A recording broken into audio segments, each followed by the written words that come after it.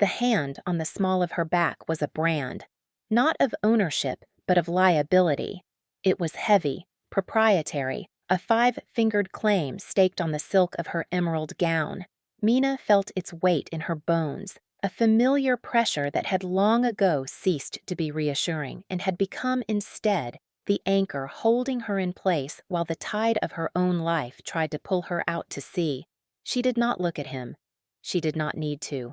She knew the exact angle of Marcus's jaw, the practiced, easy smile that did not reach his eyes, the casual way he draped his arm around her shoulders for the benefit of the photographers. He was performing. He was always performing. Tonight, he was the visionary architect, the man of the hour, and she was his most elegant, most silent accessory. The Obsidian Gala was the apex of the city's architectural world, a glittering affair held in the grand atrium of the new Elysian Tower, a building whose bones Mina knew better than her own.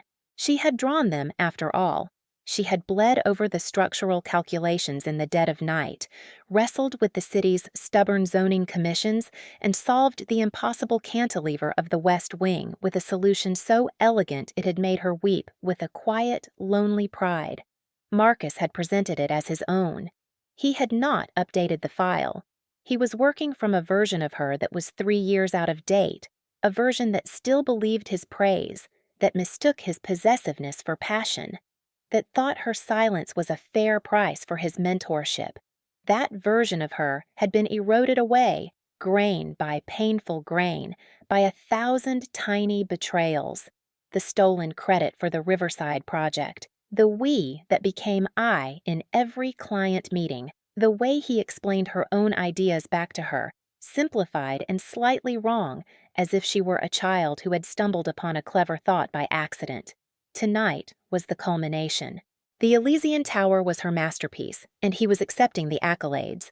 She had watched him on stage an hour ago, bathed in a warm, adoring spotlight, his voice steady as he spoke of his vision, his struggle, his triumph. He had thanked his team, a vague, sweeping gesture that encompassed 100 people and credited none. He had thanked her, his partner, his muse, with a smile that was all teeth and a look that said, "You see, this is your place, in my shadow." But the anchor was slipping. For the first time in years, Mina felt not the crushing weight of resignation, but the sharp, cold edge of a decision.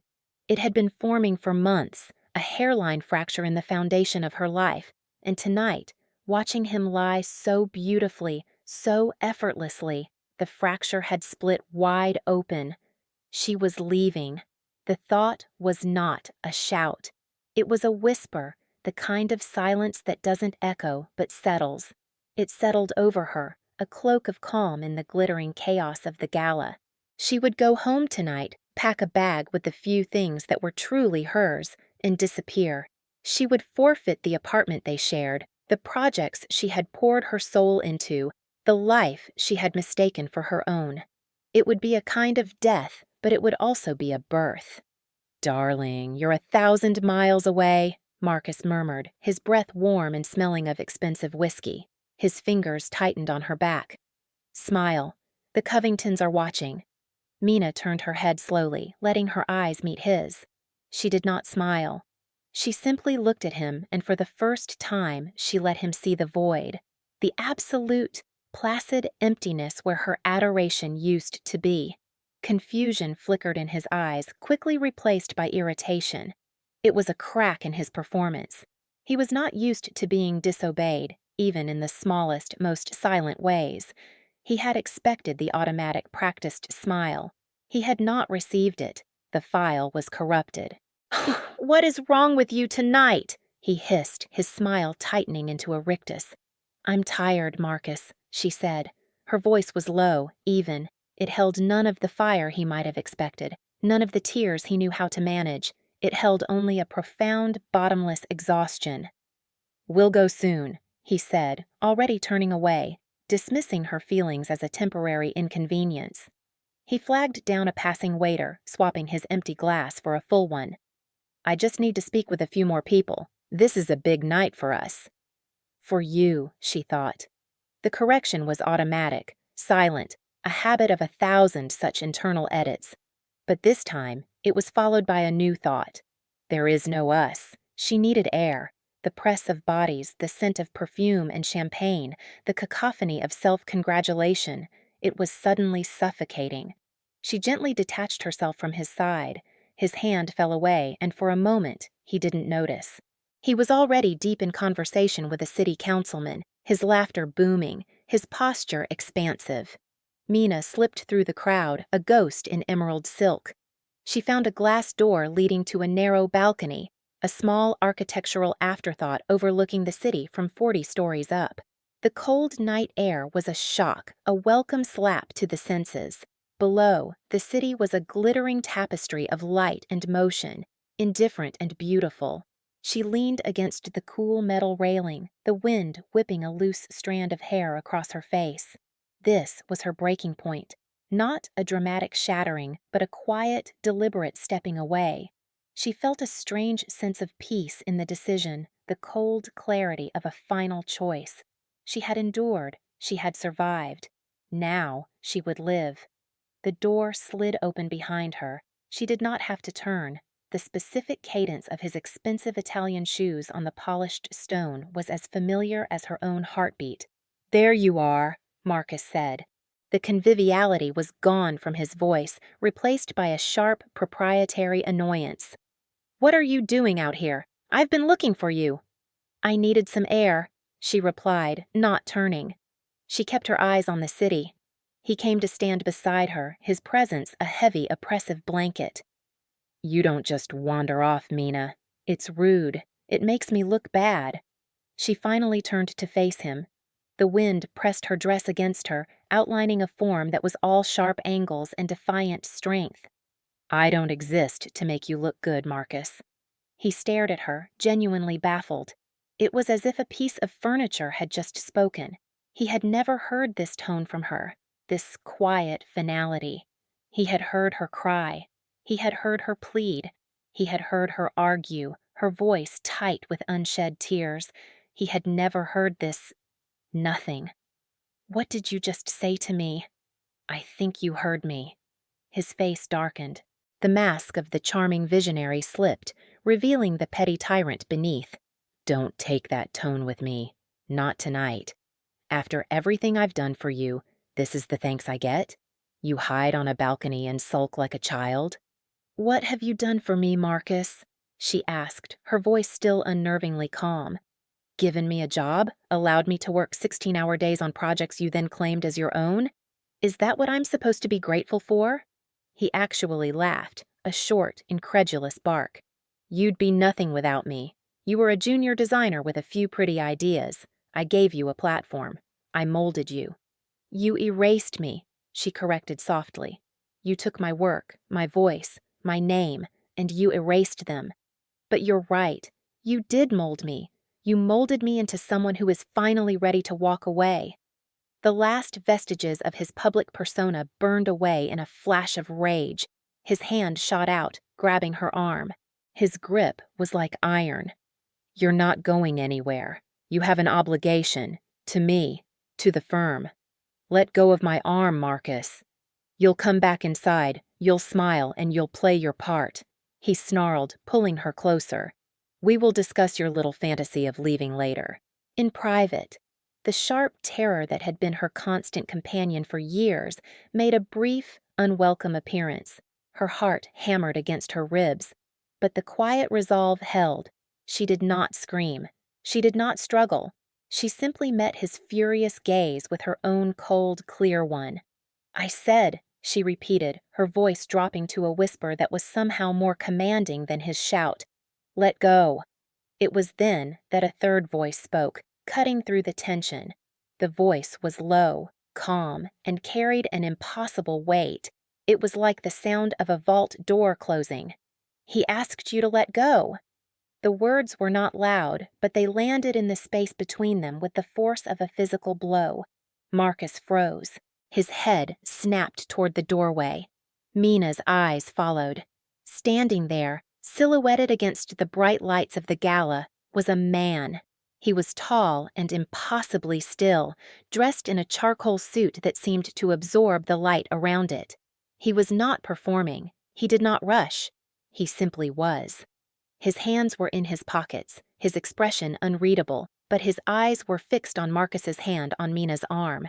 It was Kang Jin-woo. The name registered in Marcus's brain with a jolt of panic. Kang Jin-woo was not just any wealthy client. He was the client.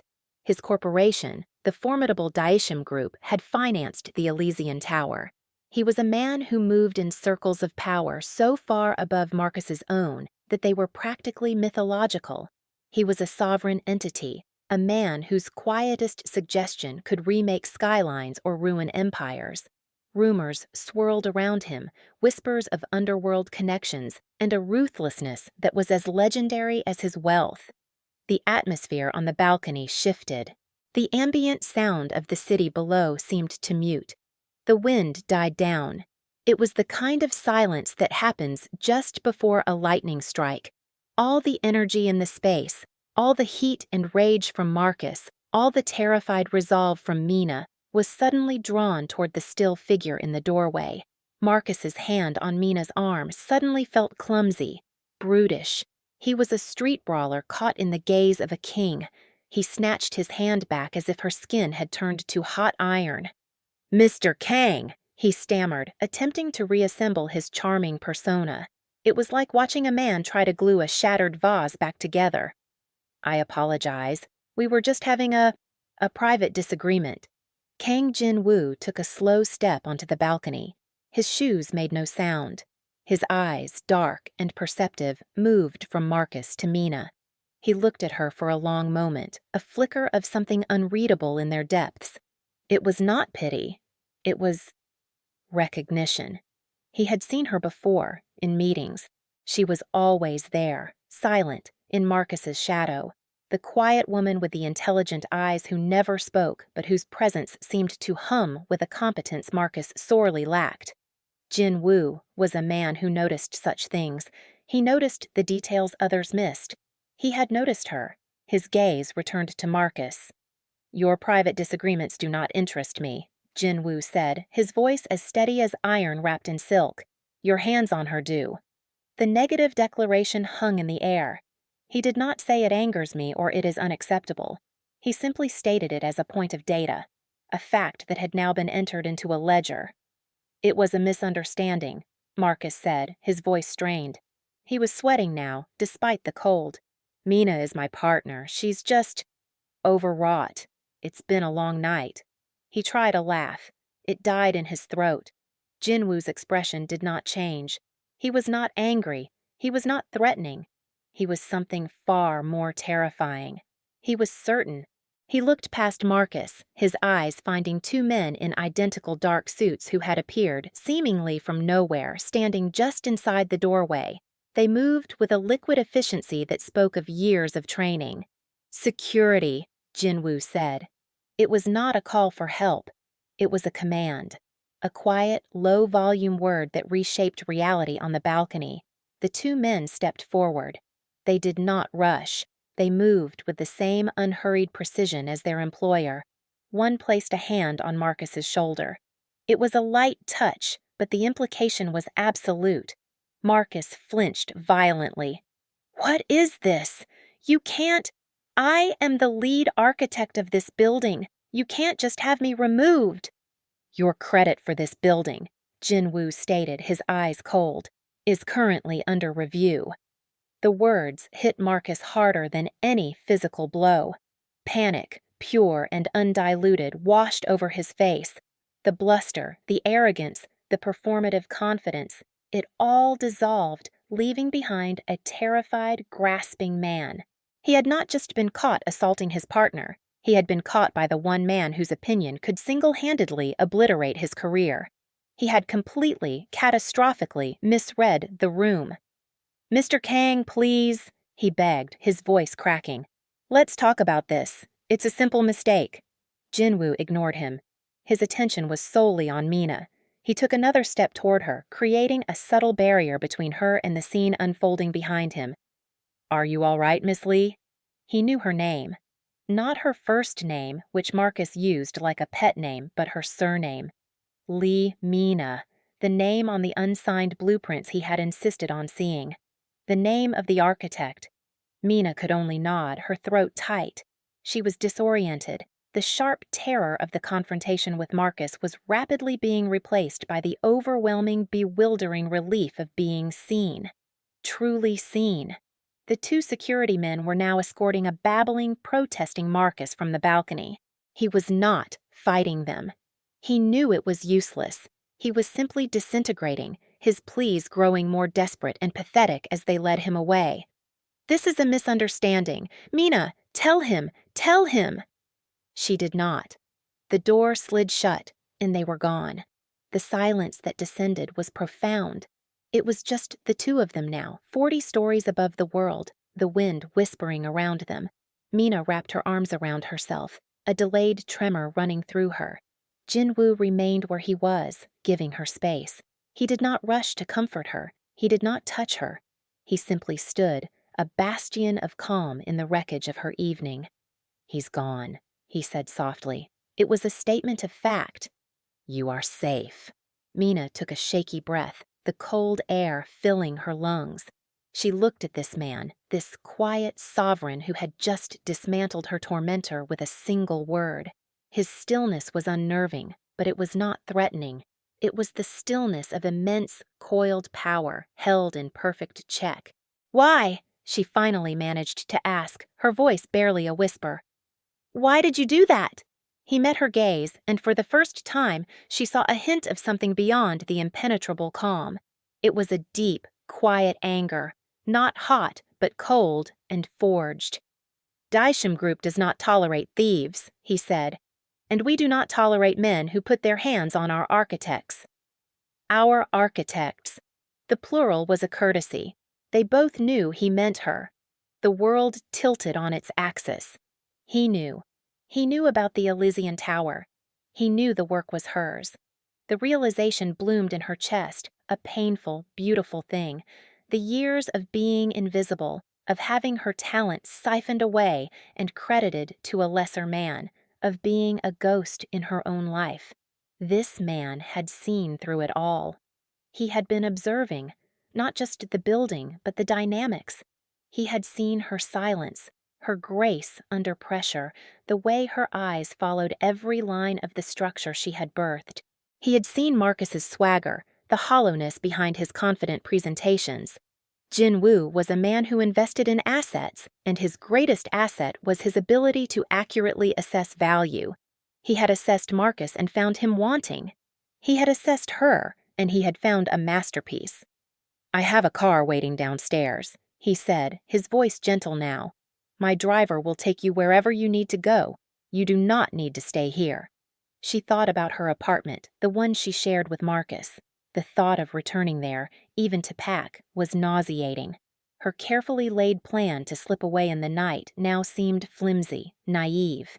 Marcus would not have let her go so easily. Tonight had proven that. I don't have anywhere to go," she admitted, the words tasting like failure. Jinwoo considered this for a moment. He was not a man given to impulse, but he was a man who acted decisively once a conclusion was reached. "That is not a problem," he said. "It is a logistical issue, and logistical issues can be solved." He gestured toward the door. "Come. You are cold." She hesitated, a lifetime of caution warring with the instinct that told her this man was safety incarnate. He was offering protection, a way out that was cleaner and more absolute than anything she could have engineered on her own. But it was another form of dependency, wasn't it? Fleeing one powerful man only to run into the arms of another? As if reading her thoughts, he spoke again. "This is not an offer of charity, Miss Lee. It is an offer of employment. The work on the Elysian Tower is not finished. There are final consultations, and Phase 2 of the downtown redevelopment project begins next month. The project requires its actual architect." It was a masterstroke. He wasn't offering to save her. He was offering her a job. He was acknowledging her competence, her value, her professional identity. He was giving her not a handout, but a foundation. The last of her hesitation crumbled. She gave a small, sharp nod. He led her not back into the glittering chaos of the gala, but through a private service corridor she hadn't known existed. His security team materialized again, flanking them at a discreet distance. They moved through the heart of the building she had designed, a secret passage through her own creation. They emerged in a private underground garage, a cavern of polished concrete and silent, expensive cars. A sleek black sedan idled near the elevator, its engine a barely audible hum. A driver in a dark uniform stood holding the rear door open. "My head of security, Mr. Choi, will see to your immediate needs," Jin Woo said as they approached the car. He gestured to a severe-looking man in his 50s who bowed his head slightly toward Mina. "He has secured a residence for you. It is private and fully serviced. Your personal effects from your former apartment will be retrieved and delivered by morning." Mina stopped, stunned. But how?" "We are efficient," Jin Woo stated simply, as if it were the most obvious thing in the world. He had not just intervened, he had anticipated. While he was speaking to her on the balcony, his team was already in motion, solving problems she hadn't even had time to articulate. It was a level of quiet, structural power that was breathtaking. She looked at him, truly looked at him, and saw the vast, calm ocean of his influence. Marcus had been a tyrant of a tiny, hollow kingdom. This man was an emperor of a silent, invisible one. "Thank you," she said, and the words felt inadequate. He inclined his head. "You are a significant asset, Miss Lee. We protect our assets." He opened the car door for her himself. "Get some rest. We will speak tomorrow to formalize the details of your new firm." Her new firm. Not a position at his company. Her firm. He wasn't just giving her a job. He was giving her back her name. She slid into the plush leather interior of the car. It was warm and quiet, a sanctuary from the storm of the past few hours. Through the tinted window, she watched him step back, a solitary, powerful figure in the sterile light of the garage. He gave a final small nod, then turned and walked back toward the elevators, disappearing as quietly as he had arrived. The car pulled away, moving smoothly up the ramp and into the city streets. Mina leaned her head back against the seat and closed her eyes. The quiet exhaustion of long-term suffering was giving way to the disorienting relief of being seen. For the first time in years, she felt the anchor was not just gone. It had never been there at all. It had been an illusion. And now she was finally, terrifyingly, adrift. But she was not sinking. She was floating. The next few days passed in a surreal blur of quiet efficiency. The residence was a penthouse apartment in a building owned by Daesham with floor-to-ceiling windows overlooking the Han River. It was minimalist, elegant, and impersonal, but it was safe. The kind of safety that has its own sound. A deep, resonant silence. Her things arrived the next morning, as promised. Not just the clothes from her closet, but her books, her personal sketches, the old drafting tools her grandfather had given her. Mr. Choi's team had been surgical. They had extracted every piece of her life from Marcus's apartment, leaving behind only the things he had bought for her, the gilded trappings of her cage. Mina spent the first day just breathing. She walked through the spacious, empty rooms, touching the cool marble countertops and the smooth glass walls. She was grappling with the sheer velocity of the change. She had gone from being trapped to being... what? Rescued? Employed? Protected? She felt a tremor of her old fear, the fear of dependency. She had just escaped one man's control. She had to be careful not to fall under another's. She asserted her independence in small, quiet ways. When Mr. Choi informed her that a personal chef was at her disposal, she politely declined and went to the grocery store herself, flanked by two discreet security guards who tried to look inconspicuous among the shoppers. When a stylist was sent over with a wardrobe of designer clothes, she thanked them, selected a few simple, practical pieces, and sent the rest back. She was not a doll to be dressed. She was an architect. She needed clothes she could work in. Jinwoo seemed to understand. He did not push. He gave her space, letting her acclimate. Their next communication was an email from his executive assistant, a woman named Ms. Kang. No relation, just a common name and an uncommon level of competence, proposing a meeting to discuss the Lee-Mina architectural firm. They met in a conference room at the Daishim headquarters that felt more like a library than a corporate space. Bookshelves lined the walls from floor to ceiling, filled with volumes on art, history, and engineering. Jinwoo was already there, seated at one end of a massive oak table, a tablet and a single cup of tea before him. He wore a dark blue suit, and his stillness once again dominated the room. "Miss Lee," he said, rising as she entered. "Please, sit." She took a seat opposite him, placing her own leather-bound portfolio on the table between them. "Mr. Kang, I trust your new accommodations are satisfactory." "They are more than satisfactory," she said. "Thank you for everything." "As I said, we protect our assets," he repeated. It was not a romantic declaration. It was a business principle. "Let us discuss the terms of that protection." He slid the tablet across the table. On the screen was a detailed business proposal. Daishim Group would provide the seed funding for her firm, a sum that made her breath catch in her throat. They would provide office space in a building downtown, handle all legal and administrative overhead, and grant her firm the exclusive lead on the next 3 major Daishim development projects, starting with the Elysian Phase 2. In return, Daishim would hold a 30% non-controlling stake in her company. She would retain full creative control, full ownership of her name, and the final say on all design matters. It was an unbelievably generous offer. It was the kind of deal a seasoned, famous architect might dream of. He wasn't just giving her a chance. He was giving her an empire on a silver platter. Her wariness returned, sharp and insistent. "Why?" she asked, looking up from the tablet. "This is an incredible risk for you. My name has no public value. I have no portfolio under my own name." "Your name has value to me," he said, his gaze steady. "And I do not make risky investments. I have reviewed your preliminary drafts, the unsigned ones. I have reviewed the core schematics for the Elysian Tower. I have seen your work, Miss Lee. Your portfolio is the skyline of this city. It has simply been mislabeled." He was working from better data now. He had the complete file. He had seen the truth she had been forced to hide, and he was valuing her based on that truth, not on the public fiction. "Marcus won't let this go," she said, the thought a cold stone in her stomach. "He will sue. He will try to claim the intellectual property is his." A faint, almost imperceptible smile touched Jinwoo's lips. It was a chilling sight. "Marcus Thorne is no longer a concern." He gestured to the tablet. Ms. Kang, who had been standing silently by the door, tapped a button on her own device. The proposal on Mina's screen was replaced by a series of news headlines. "Thorne Architecture declares bankruptcy amidst partner pullout.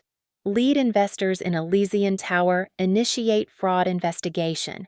Marcus Thorne's primary lenders call in all outstanding debt." It had been less than 72 hours. In less than 72 hours, Jinwoo had not just cut Marcus off. He had systematically, quietly, and devastatingly dismantled his entire professional life. He hadn't just fired him from a project. He had acquired his partners, bought his debt, and pulled every single pillar out from under his company. It was a corporate assassination, executed with surgical precision. Mina stared at the screen, a cold awe washing over her. This was the Protector's deep, quiet, structural power. It was not the hollow performed power of Marcus's shouting and posturing. It was the power of foundations, of ownership, of the unshakable truth of a balance sheet. "He has larger problems than intellectual property disputes," Jinwoo said, his voice returning Mina to the present. "He has been over-leveraged for some time. I merely corrected the market's valuation of his company." Mina finally understood. This was not about saving a damsel in distress. This was about a king reclaiming his territory and installing a ruler he deemed competent. He had seen a flaw in his investment, Marcus, and he was replacing it with a superior asset, her. The motive was not romantic. It was practical. And in its own strange way, that was far more reassuring. She could understand this. She could work with this. "I accept your terms," she said, her voice clear and strong. And so began their new reality. The slow burn. Mina threw herself into the work, spending long days at the sleek, minimalist office space that was now hers.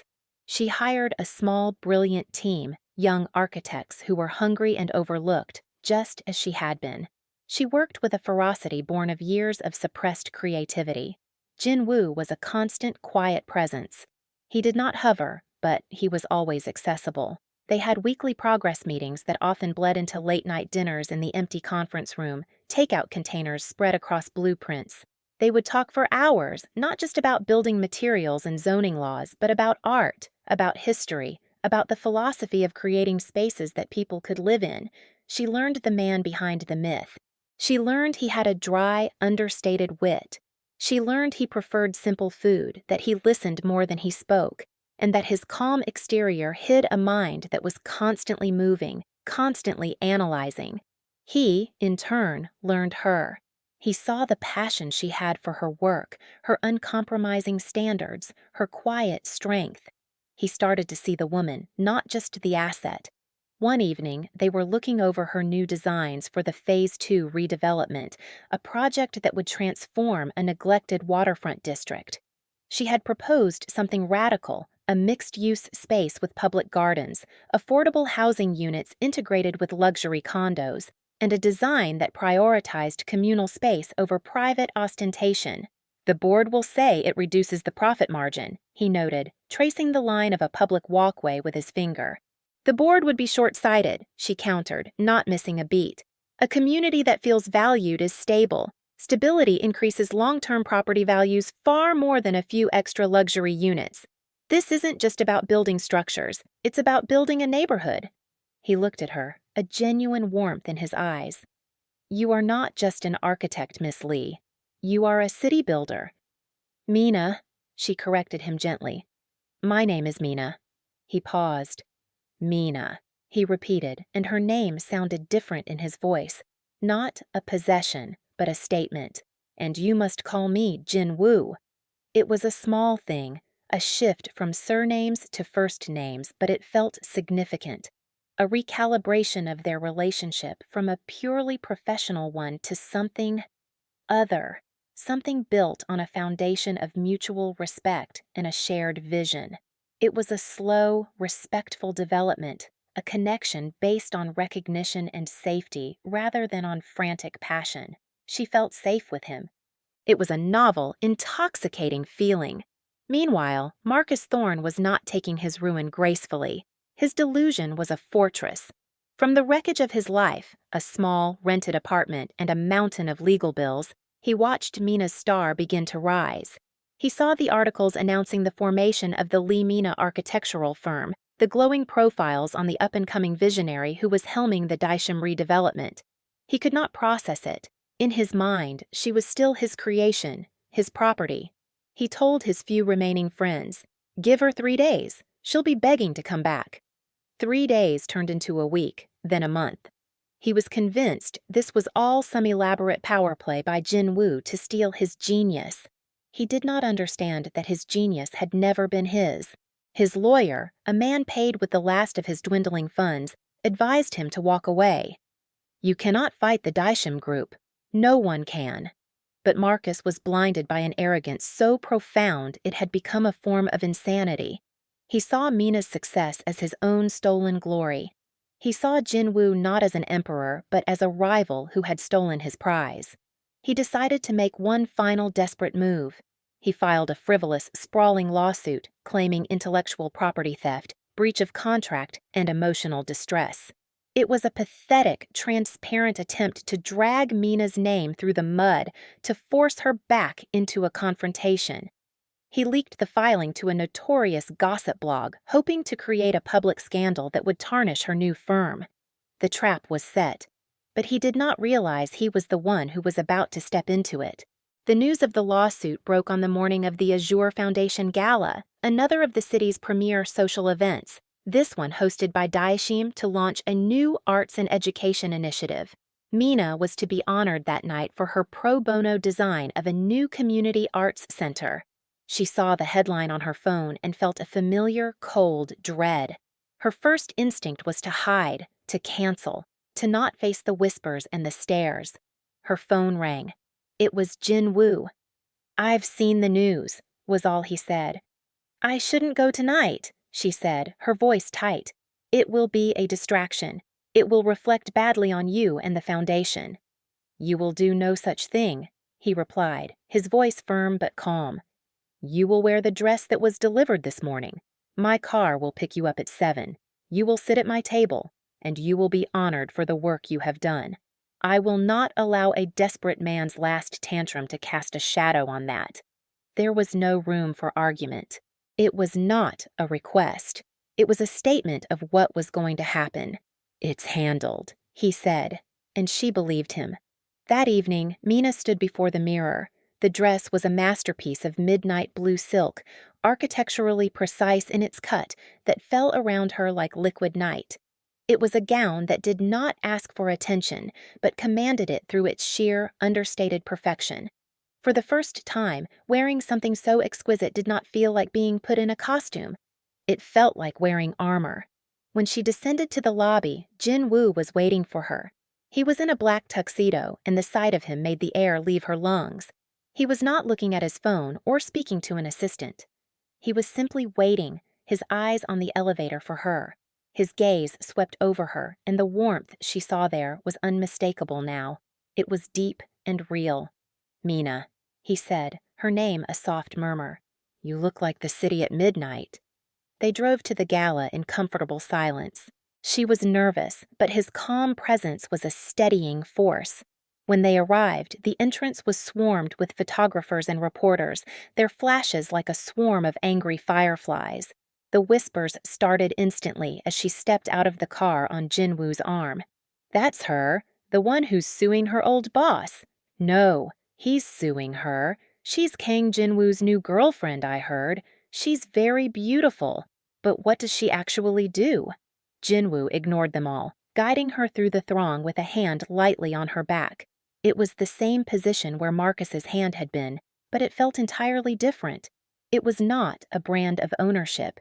It was a shield. Inside, the ballroom was even more opulent than the Obsidian Gala had been. The elite of the city were all there, their eyes following the couple as they made their way to the head table, a long raised dais at the front of the room. Mina took her seat beside Jinwoo, and then it happened. A ripple of quiet, condescending laughter spread through the nearby tables. It was subtle, masked behind hands and champagne glasses, but it was there. Guests laughed when she sat at the head table. They saw a beautiful, unknown woman seated next to the most powerful man in the room and drew their own conclusions. An arm piece, a temporary amusement, a nobody who had gotten lucky. They had no idea who she was. Jinwoo heard it. A muscle in his jaw tightened, the only sign of his anger. He leaned toward her, his voice a low promise. "By the end of this night, they will know your name." Mina's heart hammered, but she held her head high. She would not let them break her. She had survived Marcus. She could survive the scorn of strangers. The evening progressed. Speeches were made. Donations were pledged. And then it was time for the final honor of the night. The host on stage was introducing the new Community Arts Center, praising its innovative design. It was at that moment that Marcus Thorne crashed the party. He appeared at the ballroom entrance, looking disheveled and wild-eyed. He had clearly bribed or bullied his way past security. He strode into the room, his eyes scanning the crowd until they locked on Mina. A shocked silence fell over the guests.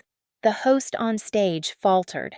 Marcus marched directly toward the head table, his face a mask of furious indignation. "Mina!" he shouted, his voice echoing in the cavernous room. "You can't do this! You can't steal my life's work!" He reached the dais, his hands gripping the edge of the table. He glared at Mina, his eyes full of a venomous proprietary rage. "You owe me. Everything you are, you owe to me. You are my partner. You will leave with me now." He reached for her, his hand darting across the table to grab her wrist, but Jin-woo was faster. His own hand shot out, intercepting Marcus's wrist in a grip of steel. It was done with such speed and quiet force that it was more shocking than a shout. "Sit down, Marcus," Jin-woo said, his voice lethally soft. He did not look at Marcus. His eyes were on the stunned audience. Marcus struggled against the grip, his face turning red. "You can't protect her forever. She's a fraud. That design is mine. She has an obligation to—" "Let's talk about obligations," Jin-woo said, his voice calm and clear, carrying effortlessly through the silent room. He released Marcus's wrist, and Marcus stumbled back, clutching it. Jin-woo stood up slowly. He was not angry. He was a professor about to deliver a lecture. He took out his phone. "As some of you may have read," he began, addressing the crowd, "Mr. Thorne has filed a lawsuit claiming ownership of Miss Lee's designs. He claims she has an obligation to him." He tapped his phone, and the large screen behind the stage, which had been showing the logo of the foundation, flickered to life. It displayed a document, a deed of ownership. "As of 3 weeks ago," Jin-woo continued, "Daishim Group acquired a controlling interest in Thorne Architecture's parent company. Therefore, technically, any intellectual property belonging to that firm now belongs to me." A wave of murmurs went through the crowd. "However," Jin-woo said, "that is irrelevant." The screen changed again, now showing a series of dated, time-stamped files, preliminary sketches, CAD renderings, structural analyses, all bearing Mina's digital signature, all predating Marcus's final versions by months, sometimes years. What is relevant is the truth. And the truth is that Marcus Thorne has not had an original architectural idea in at least 5 years. He has been a parasite, attaching his name to the brilliance of a woman he thought he could control and silence. The woman sitting next to me. He turned his gaze to Marcus, and for the first time, his eyes were full of a cold, bottomless contempt. "You have no company. You have no credit. You have no career. The lawsuit you filed was against a woman whose firm is funded by me, defended by my legal team, and whose chief client is me. It was a fatal miscalculation." The screen changed one last time. It showed a bank statement. Marcus's personal bank statement, deep in the red. And then a property title. The deed to the very building where Marcus was renting his sad, small apartment. The owner was listed as a subsidiary of the Daishim Group. "You have nothing," Jin-woo said, his voice dropping. "You own nothing. Even the roof over your head is mine. You have been living on my charity for a month, and you were too arrogant to even notice." The edifice of Marcus Thorne crumbled. It did not just crack, it turned to dust. The color drained from his face. His mouth opened and closed, but no sound came out. The arrogant tyrant was gone, replaced by a hollow shell. The performance was over. He dropped to his knees. A choked, ragged sob escaped his lips. Right there, in the center of the most important ballroom in the city, in front of everyone he had ever tried to impress, Marcus Thorne began to weep. It was not a quiet, dignified sorrow. It was a loud, ugly, hopeless breakdown. He begged. He pleaded. The words were incoherent, just pathetic sounds of absolute ruin. Jin-woo watched him for a moment, his expression cold and distant. Then he gave a subtle nod. The same 2 security men from the Elysian Tower balcony materialized. They moved with no wasted motion, lifting the sobbing, collapsing man to his feet. They dragged him from the ballroom, his cries echoing until the doors swung shut behind him. Absolute silence. Jin-woo stood for a moment longer, letting the reality of what they had just witnessed settle over the room. Then he turned, not to the audience, but to Mina. He extended his hand to her. The host was just about to introduce the architect of the new arts center, he said, his voice for her alone, yet it carried in the stillness. "I believe that is you." Mina took his hand. It was warm and steady. She stood, and as she rose, the room rose with her. The silence was broken by a single person clapping, then another. and another. Within seconds, the entire ballroom was on its feet, the sound of their applause a thunderous wave, washing away the last of the scorn, the whispers, the doubt. Jinwoo did not take the microphone. He stepped back, ceding the stage, the moment, entirely to her. He had not saved her. He had cleared the path so she could save herself. Mina walked to the podium, her heart a triumphant drum. She looked out at the sea of faces, all turned to her. They saw her now, not as an accessory, not as a victim, but as the architect, the city builder. "Thank you," she began, her voice clear and strong, holding no trace of a tremor. "A building is more than steel and glass. It is a statement of our values. It is a home for our future. Tonight, I am honored to share with you my vision for that future." Later that night, after the applause had faded, after the endless congratulations and the introductions to people who now saw her, truly saw her, she stood with Jin Woo on the private terrace of the ballroom. Below them, the city glittered, a promise she was now helping to write. A slow exhale, a breath she felt she had been holding for years, escaped her lips.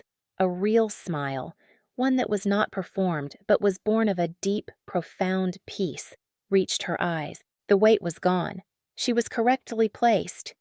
"He seems warm," Jinwoo said wryly, looking at the spot where Marcus had knelt. Mina laughed, a real, free sound. "He had it coming."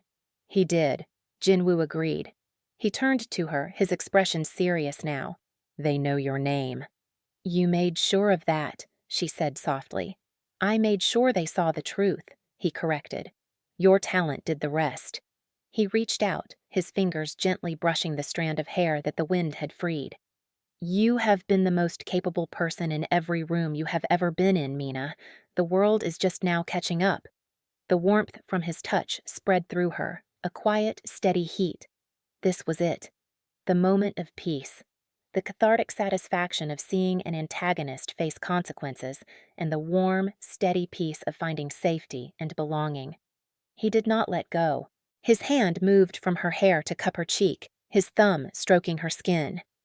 "I told you that you were a significant asset," he said, his voice low. "That was a business assessment. It is no longer sufficient." "And what is your new assessment?" she whispered, her heart beating a new, slower, stronger rhythm. "You are a complication," he said, a ghost of a smile on his lips. "A beautiful, brilliant complication I find I have no desire to solve." "I don't leave because things become complicated," she replied, her voice full of a meaning he understood completely. He leaned in and kissed her. It was not a kiss of frantic passion or sudden desire. It was a kiss that felt like coming home. It was a confirmation, a signature on a new contract, one not of business, but of partnership, a foundation for a future they would build together. Their new beginning was not a fairy tale. It was better. It was real. It was a life built not on illusions or obligations, but on the daily choice to stay, to build, to create. It was a family forged in the crucible of hardship, built from honesty, complication, and two brilliant minds who had finally found their equal. Weeks later, in the sun-drenched offices of Lee Mina Architectural Firm, they stood over a drafting table, side by side. Below them were the plans for a new project, something bold and ambitious. Mina made a suggestion, a daring change to the central structure. Jin Woo listened, then pointed to a potential engineering flaw. She countered with a solution. He smiled, that rare, real smile. "You're already annoyed," he observed. "You get that from me." She looked at him, her love for him a quiet, steady flame. "Is that so? Can I have a title?" "What title did you have in mind?" he asked, his eyes twinkling. "Lead complication," she said. He laughed, a rich, genuine sound that filled the room. "The position is yours," he said. "It's a lifetime appointment." Together, they looked back down at the plans, two sovereigns in a kingdom of their own making, their hands almost touching over the blueprint of the world they were about to build. The silence between them was no longer empty. It was full. It was peace. It was home.